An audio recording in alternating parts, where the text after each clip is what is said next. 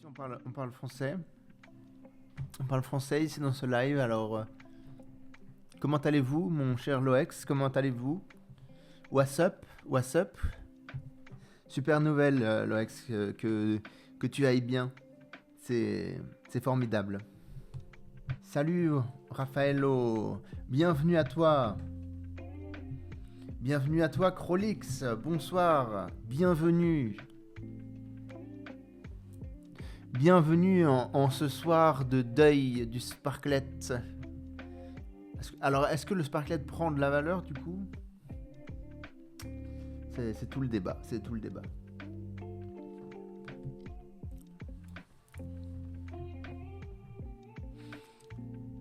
Alors, je sais pas pour ceux d'entre vous qui êtes aussi sur le General Upland, mais en tout cas, c'est assez sympathique ce soir. Ça bouge bien, on va dire.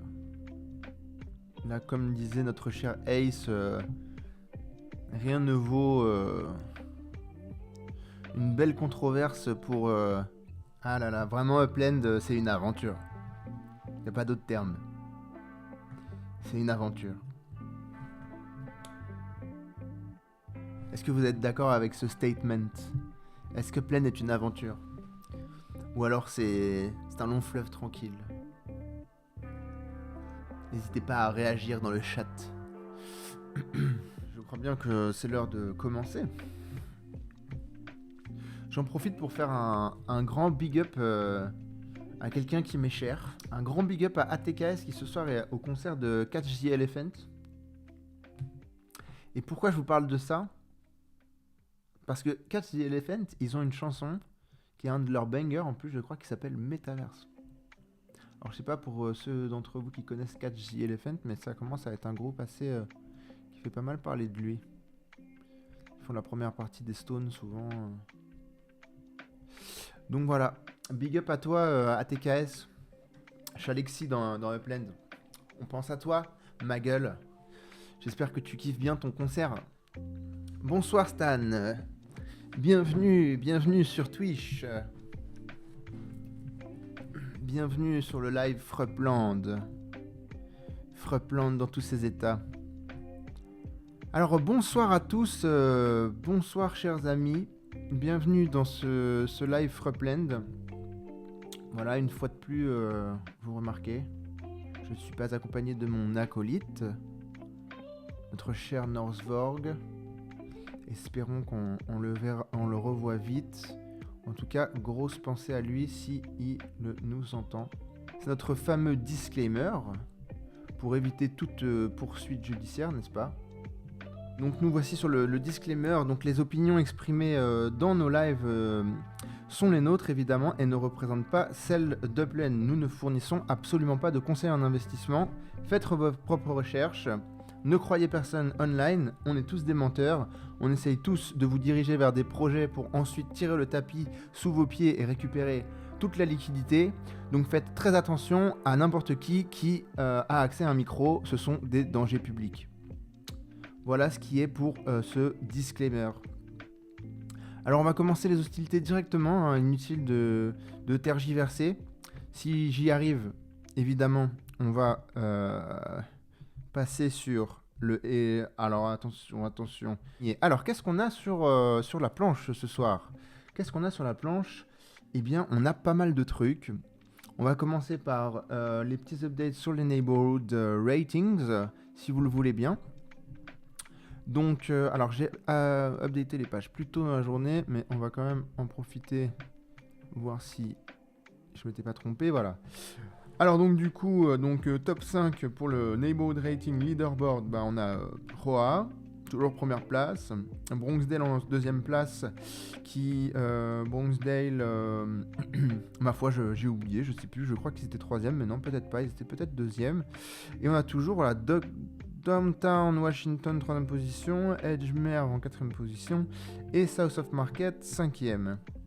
Alors je pourrais pas vraiment vous dire s'il y a eu du changement, je sais que c'est plus ou moins les mêmes figures, mais est-ce qu'il y a eu du changement dans le classement? Je pourrais pas vous dire. En ce qui concerne le Neighborhood Collection Upgrade, alors on a toujours donc notre fameux Howard Beach qui est caracole en tête, avec un bon 45 points d'avance, hein, si je ne m'abuse. Un bon 45 points d'avance. Oui, c'est ça. Et Saint James qui les talonne quand même de pas très loin. Avec donc forcément 45 points de retard. Ça, c'est logique. Hein. Et donc on a toujours Downtown en 3ème position, donc voilà, qui ne menace ni le premier ni le deuxième. A priori, on devrait arriver à un classement similaire en fin de saison. À moins qu'il y ait du changement dans les deux premières places, c'est toujours possible, même si on voit quand même que les choses se stabilisent. Donc Kyle Wood en 4ème position et Bayswater en 5ème.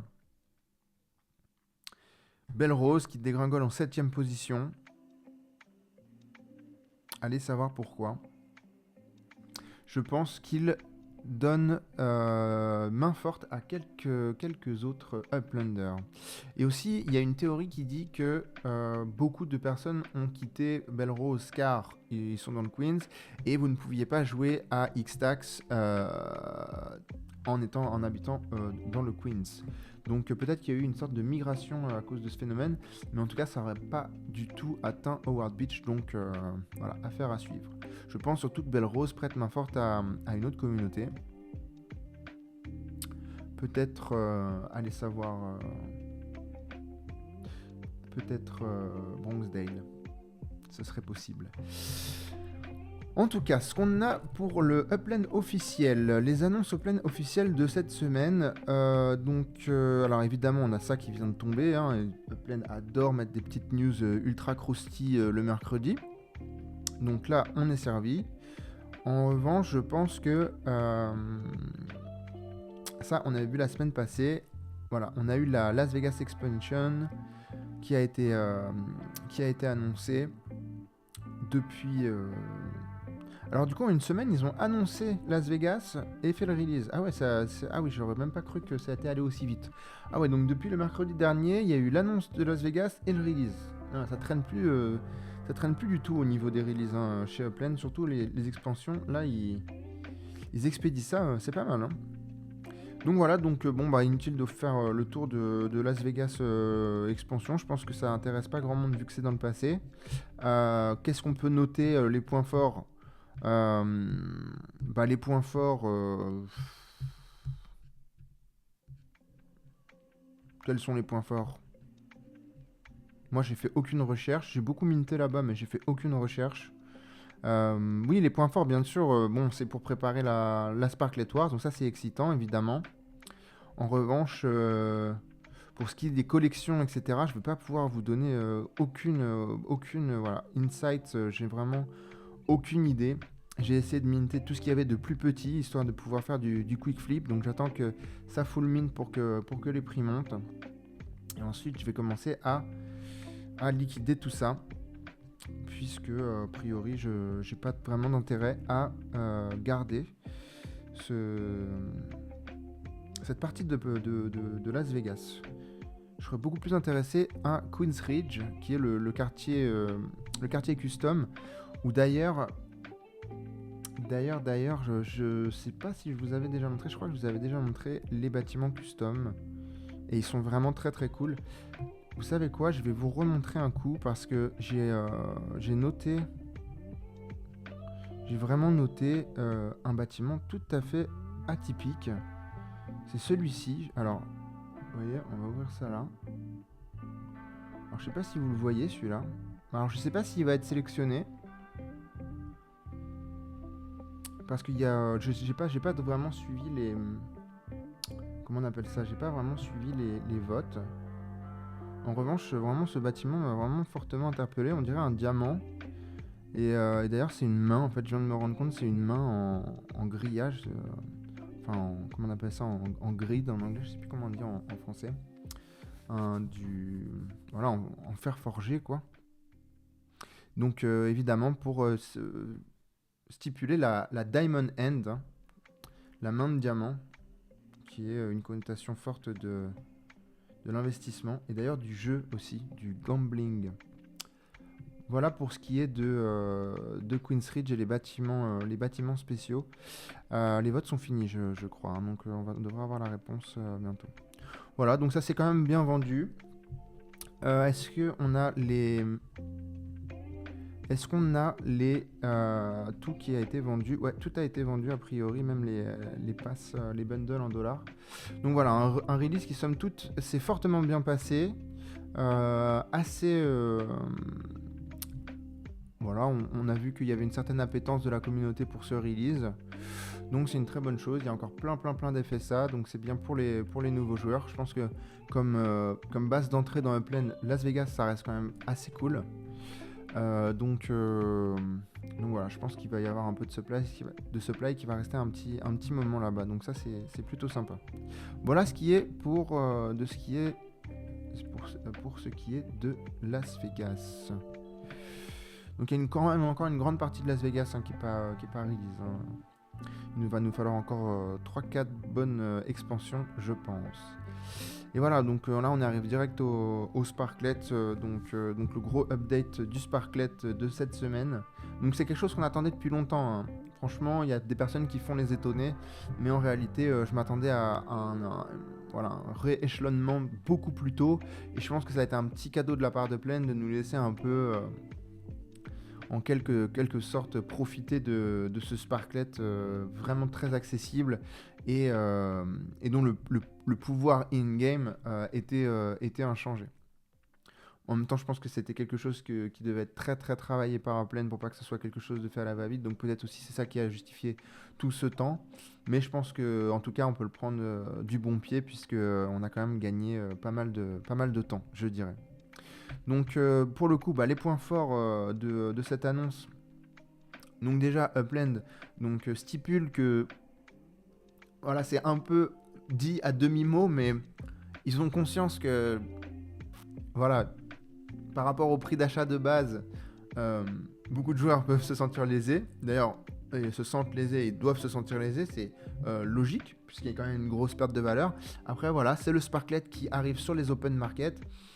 Que voulez-vous, c'était surtout voilà, quelque chose qui aurait pu extrêmement bien se passer dans une vraie phase haussière, dans une vraie altcoin saison, comme on n'en verra potentiellement pas sur ce cycle. Allez savoir, moi je ne suis pas du tout dans la spéculation de tout ceci. En tout cas, c'est vrai qu'on a un fort pullback sur les marchés. Donc préparez-vous à rentrer dans une phase de bear market. En tout cas, préparez-vous psychologiquement à cela, parce que si ça arrive, au moins vous serez prêt. Si vous miroitez des choses formidables qui vont arriver et qui n'arriveront pas, vous souffrirez. Donc prémunissez-vous et pensez que vous allez dans le dur. C'est vraiment comme ça qu'il faut faire, et comme ça, c'est ça qui va vous empêcher de prendre des mauvaises décisions et faire des choses sur des coups de tête, car vous serez excédé et frustré. Donc préparez-vous à une entrée dans un bear market d'un certain temps, et on verra où ça nous emmène tout ça. De toute façon, les marchés sont si volatiles qu'on ne peut pas vraiment savoir où va tout ça. Le monde est très volatile en ce moment aussi. Donc voilà, gardez la tête froide, c'est tout ce que je peux vous conseiller de faire. Et de toute façon, la solution, c'est de se demander pourquoi vous êtes là. Est-ce que vous croyez en le projet Upland? Est-ce que le projet Upland a de la valeur ajoutée? Si oui, vous êtes au bon endroit. Et sinon, vraiment, si vous ne trouvez pas d'utilité, d'intérêt à Upland et que vous ne voyez pas Upland, le projet Upland se projeter dans le futur, vraiment, ne restez pas là. Vous allez ne faire que souffrir. Et aussi, d'ailleurs, vous allez potentiellement faire souffrir des gens qui ne souffriraient pas si ils n'étaient pas en contact avec un stress que des personnes qui commencent à être désintéressées du projet font subir au reste de la communauté qui elle-même, théoriquement, sait pourquoi elle est là. Mais c'est vrai que, vous savez, tout ça, c'est assez contagieux. Et donc vraiment... S'il y a vraiment des gens qui ne se retrouvent plus avec le projet, moi je vous invite tout à fait à changer votre fusil d'épaule. Et voilà, même si, est-ce que c'est facile de sortir d'Upland si vous avez fait un gros investissement? Peut-être pas, mais en tout cas, voilà, accusez le coup, laissez tout ça tranquille, laissez tout ça refroidir. Et voilà, ça vaut mieux pour tout le monde. Donc voilà, je vous parle de ça parce que Upland dit à demi-mot que tout ça c'est un peu le sacrifice. Ça a été le coût du sacrifice pour commencer à toucher la sphère Web3, et je pense que littéralement ça a bien marché, même si c'est difficile de le voir puisque oui, le Spark a pris cher, comme on dit. Donc évidemment on aimerait que le fait que ça ait touché la communauté Web3 fasse des des fois 1000, 100 000, 1 milliard, mais la situation elle est autre. Ça a vraiment juste pu toucher des gens qui sont hors de l'écosystème Upland, et pour le coup ça a vraiment marché. Donc voilà, les choses sont ce qu'elles sont. Pour ce qui est réellement des mécanismes qui se déploient in-game à partir de maintenant. Donc on va avoir un Sparklet qui va donc du coup avoir 3 fois moins de pouvoir qu'il en avait auparavant. C'est-à-dire il va vous falloir 3 fois plus de Sparklets stackés pour avoir la même cadence de production, de construction, de stacking pour de la recharge, toute l'utilité du Sparklet. En tout cas, le Sparklet, enfin toute l'activité, l'utilité du Sparklet in-game est touchée, on va dire, sur le même ratio. Il n'y a pas de différence sur voilà, l'utilisation de Sparklet à tel endroit ou à tel endroit dans l'écosystème. Non, le Sparklet perd de facto, et c'est complètement...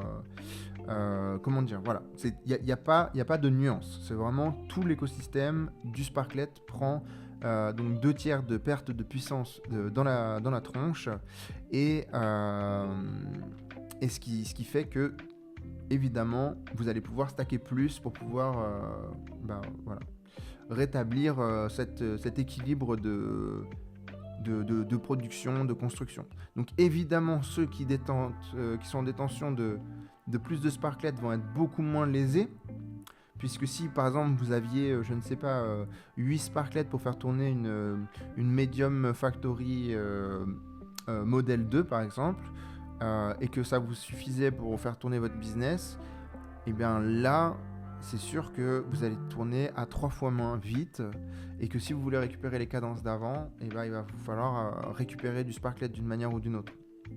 Alors c'est vrai qu'on pourrait penser que c'est une manière pour Upland de booster l'activité et de nous faire aller sur les marchés.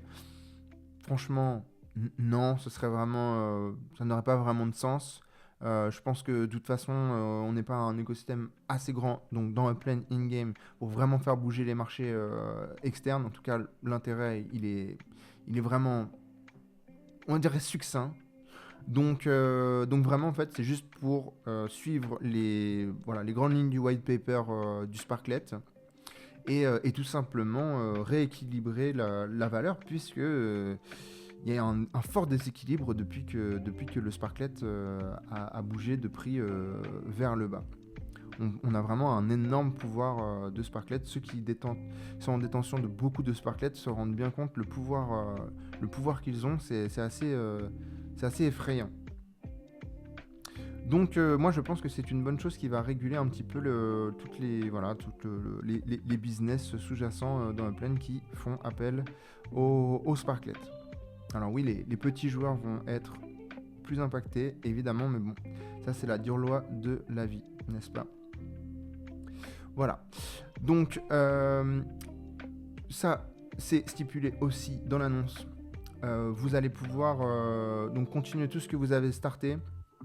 Tout ce que vous avez commencé, vous allez pouvoir le continuer jusqu'à complétion. Je sais pas si on dit ça. Jusqu'à, voilà. Je crois complétion. À l'ancienne rate, à l'ancien ratio.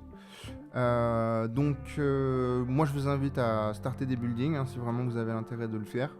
Vous allez pouvoir valider l'ancienne rate, et même vous allez pouvoir aller chercher du Sparklet dans les exchanges. Enfin pas dans les exchanges, mais dans les Sparklet exchange, comme Use ou ce genre de choses, et vous allez pouvoir payer pour avoir du Sparklet qui sera beaucoup plus puissant, vu que vous aurez bloqué l'ancienne rate. Donc ça c'est peut-être une astuce à mettre en place. Upland dit que cette mesure va être en vigueur dans les prochains jours, donc voilà, vous avez quelques jours pour vous organiser. Ça, de même, a priori, pour les factories, mais on attend encore des clarifications à ce niveau-là.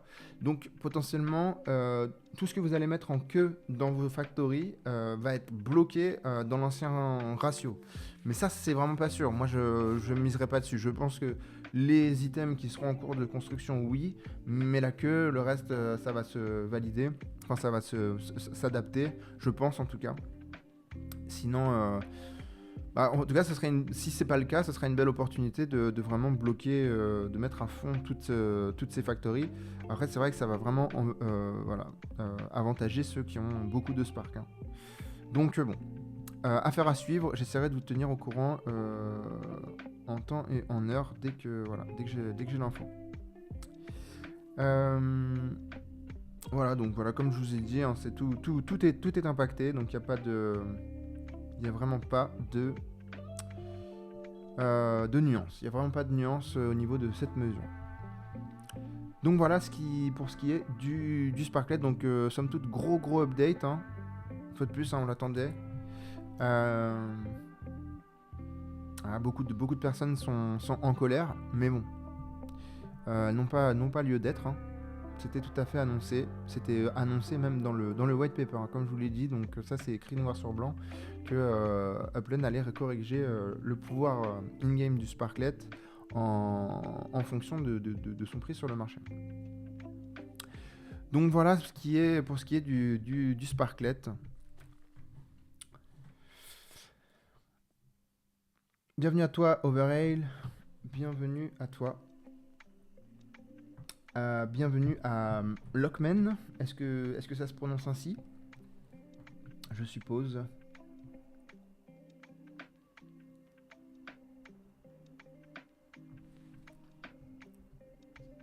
Super. Bienvenue à toi, Lockman. 3 fois c'est énorme. Est-ce que c'est énorme vraiment vu la dégringolade du prix par rapport à... Parce que ce qu'on peut dire, on peut dire que le Sparklet vaut... attendez, je vais juste mettre là. On peut dire que le Sparklet vaut 400... 1000 Sparklet vaut $460 au mint dans le store. Ce qu'on peut dire, c'est qu'il y a eu un massif airdrop qui a touché que ce soit les personnes qui achetaient dans le store ou qui aient farmé du Sparklet dans la plateforme. On a reçu tous 4 fois la quantité qu'on a soit minté, soit acheté. Donc on divise 460 par 4, ça fait 115. Donc on est sur un Spark à $115. Et là on a perdu... Allez, on va être un peu pessimiste. On va voir le Sparklet à vraiment 1 centime.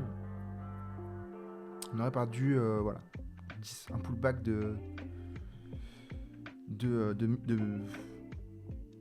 1000%, c'est ça? Ouais.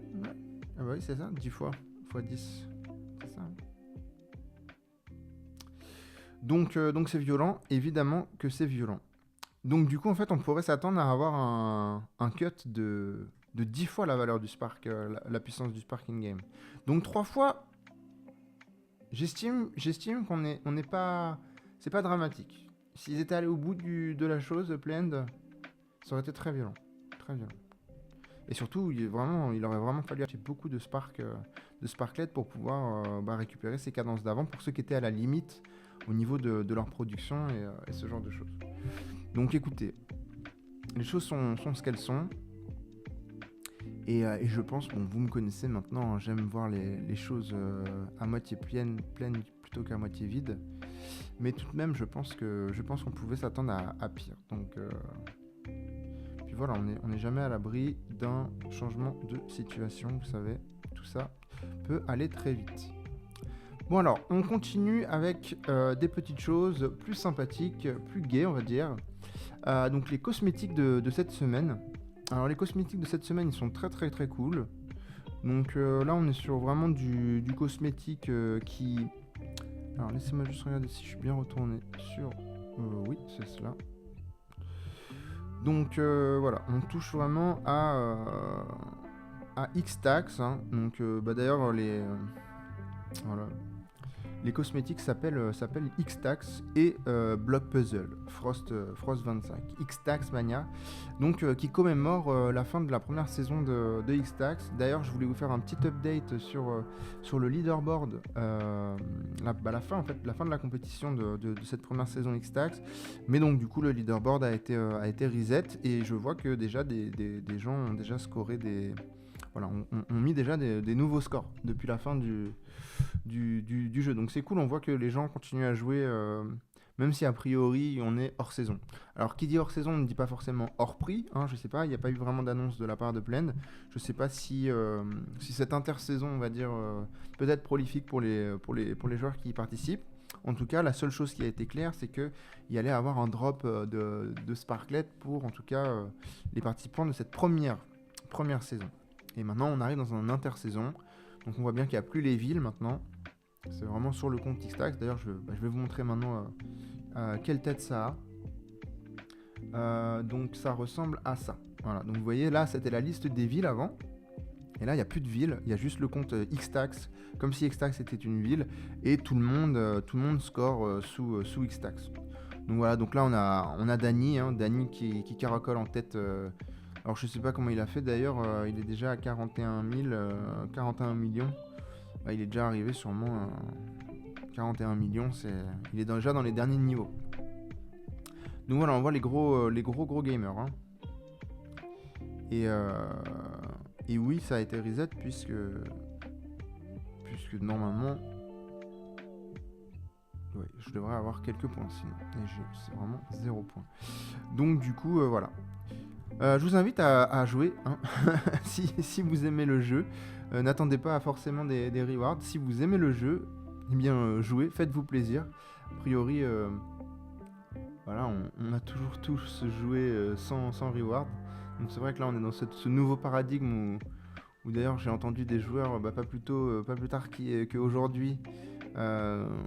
J'ai trouvé qu'ils se sentaient un peu perdus parce que dans cet écosystème Web3 où on vous parle uniquement de play to earn, l'aspect du jeu simple presque évanoui. Alors je trouve ça un peu triste. Je pense que voilà, ça appelle un petit rééquilibrage de tout ça. Parce que évidemment, le play to earn, c'est de la balle, c'est l'avenir, etc. Mais il y a des nuances à tout ça. Tout ne peut pas être play to earn, sinon évidemment l'économie s'effondre, hein, tout s'effondre. Hein. Il n'y a pas assez de reward pour tout le monde, pas encore en tout cas. Peut-être dans quelques années avec l'IA qui prend le relais sur toutes les activités humaines et on n'a plus besoin de travailler, mais pour l'instant il va falloir encore un peu de contrepartie. Donc voilà. Si vous aimez jouer à des choses, jouez-y. Et vraiment, moi je trouve que Xtax c'est un super jeu. Vraiment, c'est un super jeu. Bon, les derniers niveaux, ils sont vraiment horribles, quoi. C'est l'enfer, un peu. Donc, quand vous arrivez au dernier niveau, ouais, c'est vraiment challenging. Et là, je comprends que vous ayez besoin de vous battre pour quelque chose. Mais pour ce qui est du reste, vraiment, ça reste un jeu très, très, très cool. Casual, comme ils disent. Donc, voilà. Et on a eu un background de propriété qui est un super dragon. Donc qui est là, donc qui est caché. Alors je vais pouvoir vous montrer tout ça. Donc voilà, donc ça c'est le cosmétique directement sur mon bloc Explorer. Donc somme toute assez cool, vraiment je suis très très content. Je trouvais que c'était un petit peu bizarre au début, j'étais là, oh mais ils ont fait quelque chose de flou, ils se sont pas cassé la tête. Et une fois que je l'ai mis, j'ai trouvé ça vraiment super cool. D'ailleurs mon bloc Explorer il est là, je sais pas si on va voir. Mais bref. Est-ce qu'on pourrait trouver où est-ce qu'on est? On est à Londres. Alors, on va essayer de tomber sur une propriété. Tenez. Voilà. Voilà, donc le background de propriété. C'est un super dragon. Voilà. Un peu moins funky que ceux de la Saint-Valentin. Très, très frosty ces dragons. Voilà, en tout cas... Voilà, j'espère que ça vous plaît. Moi, ça me plaît beaucoup. J'aime beaucoup tous ces drops de cette saison. Ça va sûrement pas plaire à tout le monde, mais quand même, je pense que les dragons, ça plaît quand même pas mal à un grand nombre. Donc voilà, pour ce qui est des cosmétiques de cette semaine. Et où sommes-nous? Et donc du coup, on a une deuxième annonce. Enfin, deuxième chose à voir ensemble, ce sont les décors de Las Vegas. Alors les décors de Las Vegas, donc c'était le concours hein, qui a pris fin cette semaine. Et donc du coup là on a le Google Sheet des gagnants. Donc on a Twilk qui arrive en première place, Swarley 129 en deuxième place et notre fameux Charles _FR, hein, un petit peu le fleuron de la communauté francophone. Donc bravo à Charles. s'il nous entend, vraiment, vraiment tip top. On est très très content que tu aies gagné et que tu redores le blason de la France à l'international, notre cher Charles. Et donc du coup on va aller faire un petit tour à Las Vegas, voir qu'est-ce qui a été fait. Alors donc du coup on a dit Twilk, Twilk première place je pense. Alors Twilk je crois qu'il est là-haut si je ne me trompe pas. Non, ça c'est Swarley. Bon, on va commencer par Swarley. Swarley donc deuxième place. Alors Swarley nous a fait il nous a fait quelque chose sur le thème du Sparklet on va dire. Et la Sparklet Wars.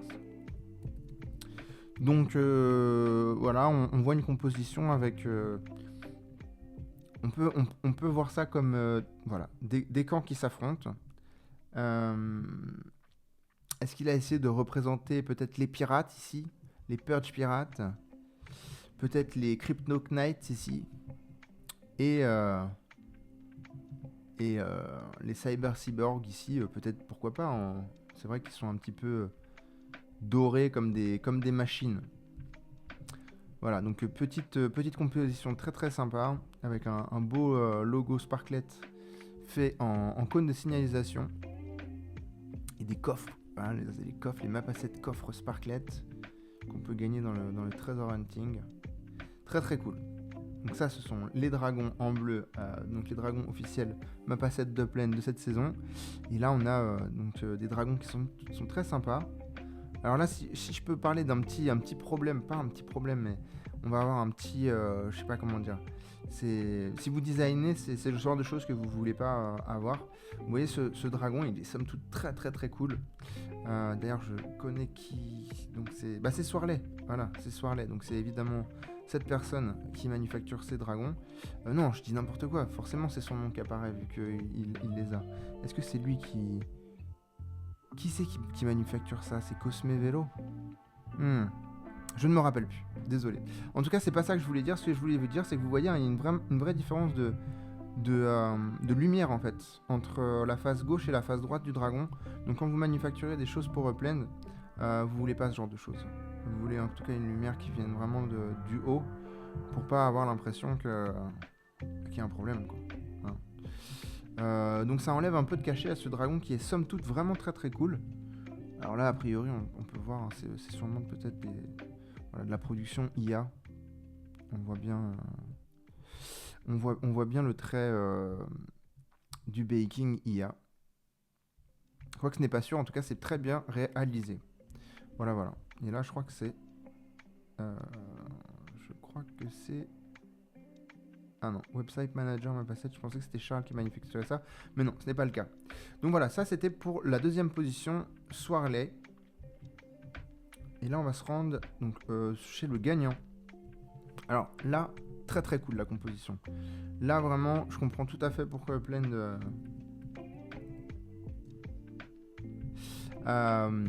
pourquoi Upland a fait gagner ce joueur.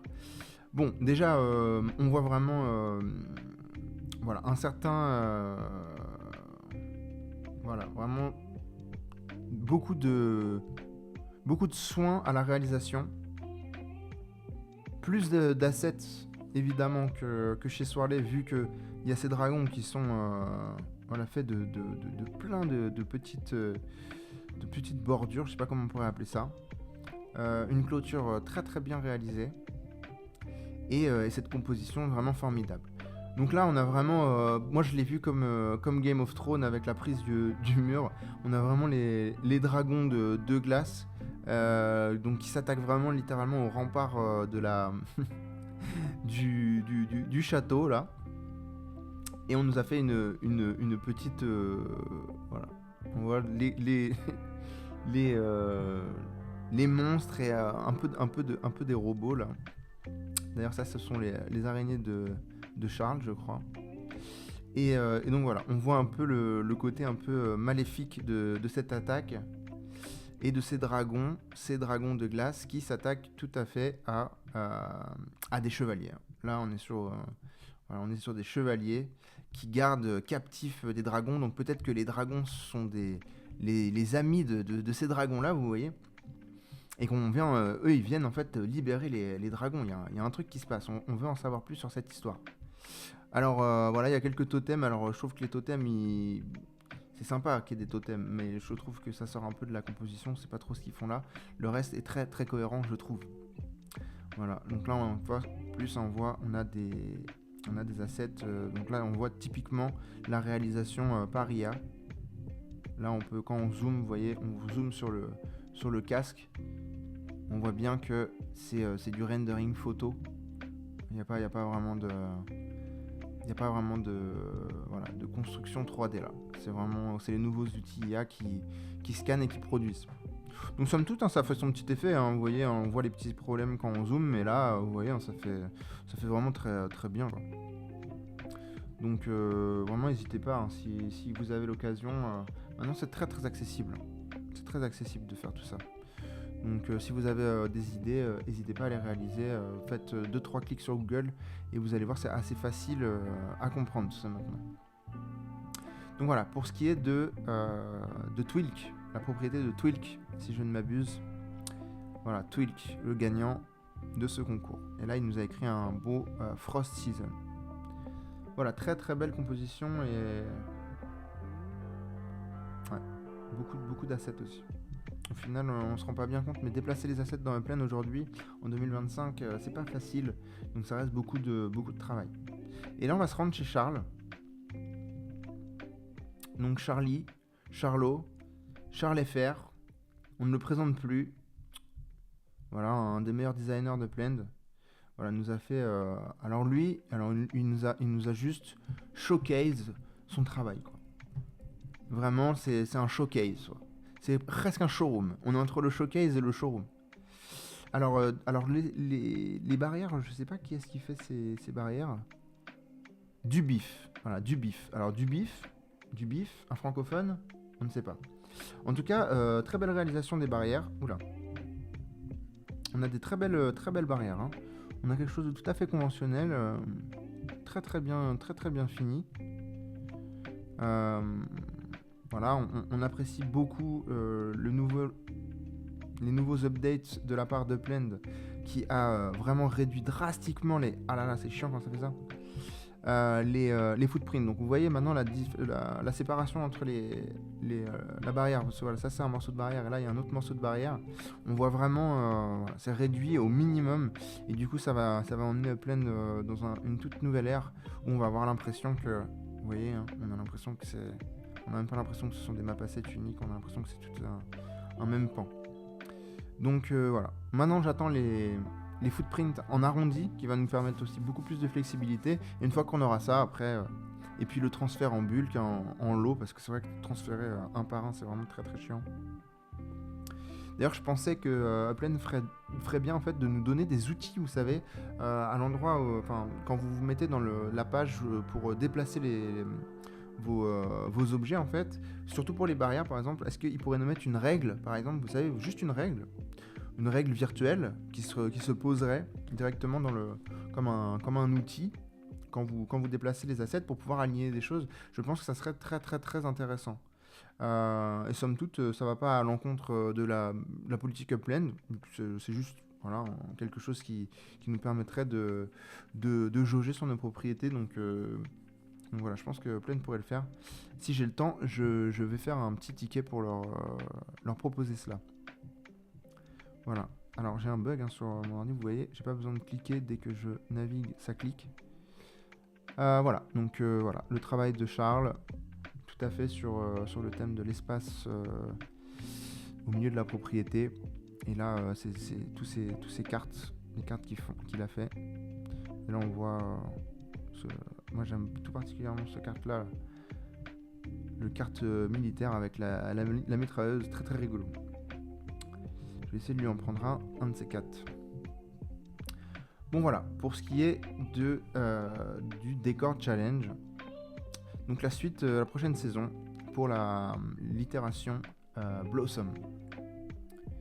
Qui sera somme toute, on l'espère, une compétition florissante sans mauvais jeu de mots. Je crois que ça c'est aussi un map asset, une structure. comment on appelle ça, un SO, Structure Ornament de chat. Voilà pour ce qui est de ce concours très sympa. Vraiment, je pense que c'est un peu un des meilleurs trucs que Upland fait en ce moment. Alors peut-être ça plaît pas à tout le monde, mais je trouve que vraiment c'est vraiment où Upland doit aller pour vraiment.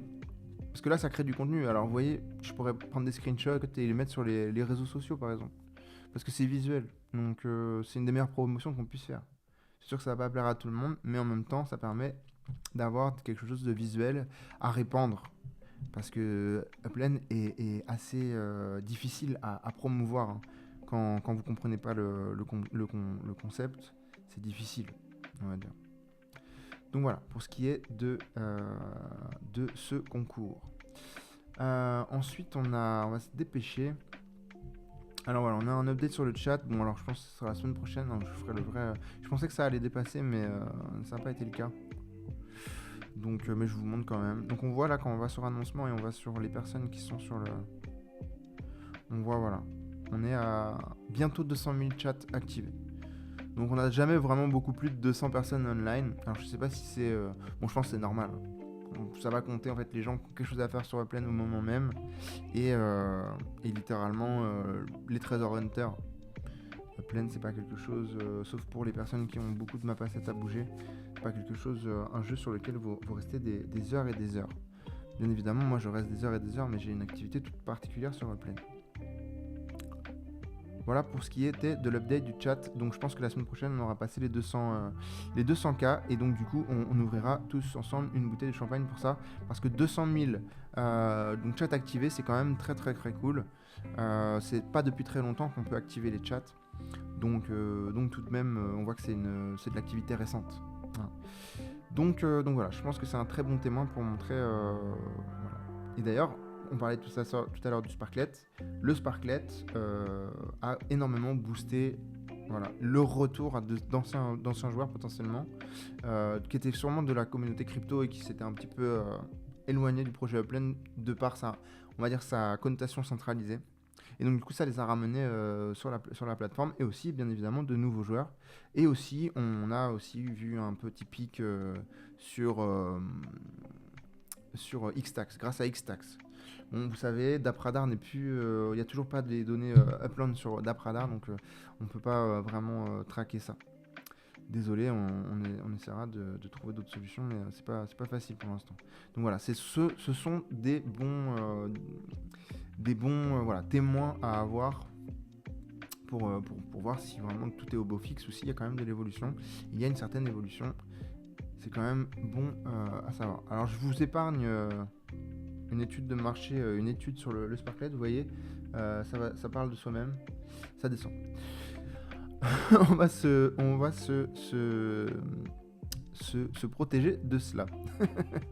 Alors voilà, je vous parlais de ça tout à l'heure avant le début du live. Donc du coup, ça c'est quelqu'un qui a une grosse communauté très die-hard crypto, et du coup qui a fait un sondage sur où est-ce que sa communauté voit le bottom du Bitcoin. On parle du Bitcoin là. Et donc du coup, il y a 50% qui disent qu'on y est. Donc je vais vous dire, hein, s'il y a 50% de personnes qui pensent qu'on bottom, le marché... il est impayable, le marché, hein. Ça fait beaucoup trop. C'est pas le bottom, a priori. Enfin, je sais pas, hein, mais en tout cas, dans les chances, on va dire, c'est un fort signe que voilà, il y a encore une certaine euphorie. Donc ça va aller sûrement chercher beaucoup plus bas. Donc préparez-vous psychologiquement à cela. Vous voyez, hein, moi j'ai mis 60-70. Hein. On part en bear market et on n'est que 12%. Donc ouais, malheureusement... ouais, vous voyez. Voilà, je vous laisse regarder ces chiffres, je vous laisse en faire exactement ce que vous voulez. Ce ne sont pas des conseils d'investissement, évidemment. C'est vraiment votre argent, vous êtes le propre guide de vous-même, le guide spirituel de votre porte-monnaie. Donc vraiment, voilà. Faites pas de bêtises, respirez 2-3 bons coups avant de faire n'importe quelle décision. Vous en serez très reconnaissant de vous-même, quoi.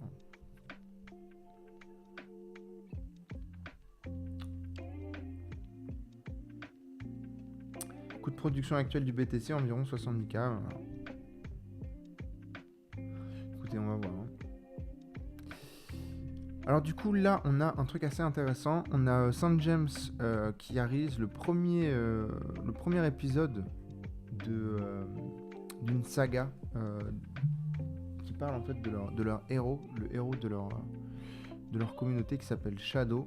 Alors si vous parlez anglais, vous lisez l'anglais, je vous invite à aller sur leur serveur et regarder cette petite histoire, hein, vous la trouverez dans les annonces. Somme toute très très intéressant pour un premier épisode, très très haletant, et ça parle du métaverse, on va dire d'une manière un petit peu en fait nouvelle. C'est un autre angle d'attaque sur la narration du métaverse, et nous prouve que vraiment les possibilités sont infinies et que les seules choses qui nous limitent, c'est notre propre créativité. Donc vraiment, si vous avez des idées, n'hésitez pas à leur faire voir le jour, si évidemment vous avez le temps, parce que le temps quand même c'est la ressource principale pour tout cela. Donc voilà, vous trouverez l'épisode sur le serveur Upland. Voilà. Et donc du coup, j'avais prévu de vous lire en fait ce soir. Donc je vous ai parlé de ce livre de Jean Baudrillard, hein, qui est une sorte de philosophe essayiste qui a parlé beaucoup de... en fait, un peu un précurseur du métaverse et de tout ce qui parle de simulation. Et je voulais vous lire tout simplement le premier paragraphe. Parce que je me suis dit que je vais vous lire un petit peu un paragraphe chaque live. Ça me permettra de le lire, sinon je le lirai jamais. Alors vous allez voir, c'est très, c'est très dense. Donc voilà, ça s'appelle Simulacre et simulation de Jean Baudrillard. Et donc je vous attaque le tout premier, on va dire, comment on appelle ça, c'est pas le premier chapitre, c'est vraiment la première partie, quoi. Donc la précession des simulacres. Donc ça commence par une quote, comment on appelle ça, une quote d'un morceau en fait de l'Ancien Testament, de l'Ecclésiaste. Alors, le simulacre n'est jamais ce qui cache la vérité, c'est la vérité qui cache qu'il n'y en a pas. Le simulacre est vrai, de l'Ecclésiaste. Si nous avons pu prendre pour la plus belle allégorie de la simulation la fable de Borges, où les cartographes de l'Empire dressent une carte si détaillée qu'elle finit par recouvrir très exactement le territoire, mais le déclin de l'Empire voit s'effranger. Peu à peu, cette carte est tombée en ruine, quelques lambeaux étant encore repérables dans les déserts. Beauté métaphysique de cette abstraction ruinée, témoignant d'un orgueil à la mesure de l'Empire et pourrissant comme une charogne retournant à la substance du sol, un peu comme le double finit par se confondre avec le réel, en vieillissant. Cette fable est révolue pour nous et n'a plus que le charme discret des simulacres du deuxième ordre. Aujourd'hui, l'abstraction n'est plus celle de la carte, du double, du miroir ou du concept. La simulation n'est plus celle du territoire, d'un être référentiel, d'une substance. Elle est la génération par les modèles d'un réel sans origine ni réalité, hyper réel. Le territoire ne précède plus la carte, ni ne lui survit. C'est désormais la carte qui précède le territoire. Alors je trouve ça tout à fait intéressant parce que ça me fait penser à Upland directement. Précession du simulacre. C'est elle qui engendre le territoire, et s'il fallait reprendre la fable, c'est aujourd'hui le territoire dont les lambeaux pourrissent lentement sur l'étendue de la carte. C'est le réel et non la carte dont des vestiges subsistent ça et là, dans les déserts qui ne sont plus ceux de l'Empire, mais le nôtre. Le désert du réel lui-même. Voilà. Donc je voulais juste faire une petite introduction. Donc c'est vraiment le tout début du livre. Tout est comme ça. C'est super... c'est pas facile à lire. Mais je trouve ça vraiment très intéressant. Ça vous permet vraiment de de vous sortir un peu de notre condition de trop, de tout ce qui est trop terre à terre et qui est pas forcément terre à terre, parce que on est vraiment trop dans une société terre à terre dans quelque chose de virtuel. Vous voyez, on est trop ancré et emprisonné dans trop de choses qui sont virtuelles en réalité. Donc moi je pense que c'est une bonne chose de prendre un peu de recul sur tout ça. Et ouais, réellement d'embrasser le virtuel, mais d'une manière beaucoup plus virtuelle en fait. Je sais pas si ça fait sens ce que je vous dis, mais en tout cas, faut se préparer à tout ça parce que les années qui arrivent, ça va vraiment être très wild quoi. Hein. Je sais pas si un de ces quatre vous aimeriez que je fasse un peu un petit topic sur où en est l'IA. Je suis quand même assez renseigné sur l'état des choses et de l'écosystème. Et c'est vrai que moi je vous invite à vous renseigner sur tout ça et à vraiment prendre part à cette petite grande révolution. Parce que il va pas y avoir de la place pour tout le monde d'une certaine manière. C'est un peu l'arche de Noé. Il va y avoir des gens qui vont être sélectionnés de par leur capacité à vraiment monter à bord de cet énorme bateau qui est la création de contenu via tous ces nouveaux outils. Je sais pas si vous vous rendez compte de la quantité de contenu qu'on va se prendre dans la gueule dans très peu de temps. Ça va être juste... ça va être incroyable. Je vais juste vous dire quelque chose qui peut-être va vous mettre la puce à l'oreille sur tout ce qui va se passer. Parce que je trouve que c'est trop peu raconté. On a trop tendance à minimiser tout cela. Mais en fait, pourquoi on minimise ? C'est parce qu'on veut qu'on le minimise. Alors que cette révolution, elle est vraiment en train de... s'il y a vraiment un rug pull, il n'est pas en crypto, il est dans le monde en ce moment. Et là, je vais vous expliquer ce que je vais vous expliquer tout de suite et vous allez vraiment bien comprendre pourquoi je vous dis ça. Vous voyez Spotify. Spotify, il y a vraiment... maintenant, c'est au-delà de rumeurs. On s'est rendu compte que Spotify, donc la compagnie, en fait, eux-mêmes injectent dans la plateforme énormément en fait d'artistes qui ne sont pas des artistes, ce sont littéralement des IA. Pourquoi ? Parce qu'en fait ils ont tout intérêt à le faire. Ils ont la plateforme. Donc c'est à dire que eux, ce qui leur coûte, c'est les artistes. S'ils arrivent petit à petit à enlever les artistes de leur plateforme pour les remplacer par du contenu IA sans que personne vraiment s'en rende compte d'une certaine manière, ce sera les plus gros gagnants de l'histoire. Et là, on le voit. Donc là, c'est quelque chose de visible. On le voit très bien à travers Spotify. C'est visible. Mais imaginez-vous que ça touche à tellement d'autres pans de la société. Par exemple, Uber. Uber a tout à fait l'intention de remplacer tout son parc d'automobilistes en fait par des voitures automatiques, puisqu'ils n'auront plus à payer ce qui leur coûte le plus cher, c'est-à-dire la ressource primaire, la main-d'œuvre humaine. Donc, littéralement, toute la société, elle est foutue sur ce même modèle. Donc, voilà. Peut-être vous le minimisez, ne le minimisez pas. Ne le minimisez pas, et si vous voulez faire partie du bon côté de l'histoire, et que vous êtes créatif et que vous voulez vraiment, je sais pas, mettre un petit peu de vous un peu dans ce monde de demain, je vous invite tout à fait à vous renseigner sur comment automatiser votre workflow et comment pouvoir créer du contenu, parce que, comme je vous dis, il ne va pas y avoir des places pour tout le monde, puisqu'il va y avoir énormément de contenu, et au final, il y aura toujours autant de pères Dieu, hein, et toujours 24 heures dans une même journée. Même si la nouvelle génération, ils regardent tout en x2, ça fait que x2. Et il va y avoir beaucoup plus que x2 de contenu, donc voilà. On arrive sur des nouveaux temps assez intéressants. Et je vous invite à essayer de tirer parti de tout ça. Bon, j'espère que je suis pas allé trop loin dans ce genre de délire, parce que je sais que certaines personnes sont un peu réticentes à entendre tout ça, mais bon, je pense que ça vaut bien de le dire, et c'est tout à fait lié à Upland, puisque Upland sera le meilleur médium pour tout ça demain, donc ouais. soyez créateurs dans Upland. Il y a vraiment un tapis rouge qui se déplie devant vous. Ne loupez pas cette opportunité. C'est pas parce que le Spark tank qu'il n'y a pas de valeur sur le projet. Une fois de plus, je vous dis, demandez-vous bien si vous trouvez de la valeur dans le projet, si vous vous reconnaissez dans le futur de Upland et que vous trouvez une place, alors vous êtes au bon endroit. Mais si c'est pas le cas, il n'y a pas de problème.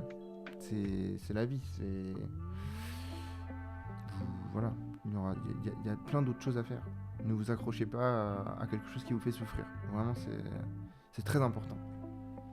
Même si c'est vrai que j'ai besoin de me sortir de moi-même pour envisager que quelqu'un souffre dans Upland, parce que je trouve que vraiment c'est juste une opportunité. Mais bon, c'est mon avis personnel. Et tout ça, c'est pas des conseils en investissement, évidemment. Alors je vais juste faire un petit dernier tour dans le chat avant de vous laisser, chers amis.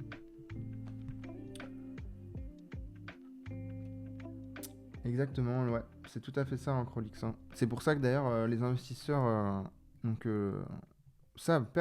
c'est une entreprise qui perd de l'argent, aussi incroyable que ça puisse paraître. Uber est une entreprise qui perd de l'argent uniquement parce que en fait ils tablent sur l'automatisation du parc. C'est complètement dingue. Quand on réalise, il faut vraiment prendre du recul sur tout ça et se rendre compte de à quel point le monde c'est une broyeuse, quoi. Après, l'automatisation de la société rend une société beaucoup plus cool, d'une certaine manière. Mais cool à quel prix? C'est pour ça. C'est vraiment, la question c'est, est-ce que vous voulez avoir un rôle à jouer? C'est ça qui va être dur. La vraie valeur, ça va être de se dire avoir un rôle à jouer dans cette société qui va être vraiment extrêmement automatisée. Même l'automatisation des pensées et de la création, c'est assez fou.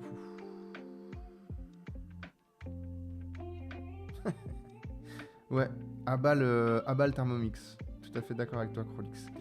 Voilà. Ouais, sur ces belles paroles, voilà. À bas le Thermomix. Et d'ailleurs, Thermomix, ça commence comme Terminator. Moi, la première fois que j'ai entendu ça, je me suis dit, il y a un truc là. Faut se méfier. Voilà. Donc vraiment, ça, c'est des paroles Illuminati. Vraiment, méfiez-vous des Terminators et des Thermomix. Donc, gros triangle Illuminati, évidemment. Voilà, signe de ralliement à ma communauté. Voilà, donc je vous fais... Qu'est-ce que je vous fais? Un gros big up. Et ouais, une fois de plus, je vous souhaite une super semaine à tous. Vraiment, j'espère que voilà, vous y trouverez votre compte dans cette semaine qui arrive. Donc voilà, de mercredi à mercredi, évidemment. C'est une semaine, tout de même. Donc voilà, vraiment, je vous souhaite tout plein de bonheur, de réussite, plein de nouveaux projets dans Upland, et que ce soit dans Upland ou dans la vraie vie. Quoique les choses se rejoignent de plus en plus. Et donc, voilà.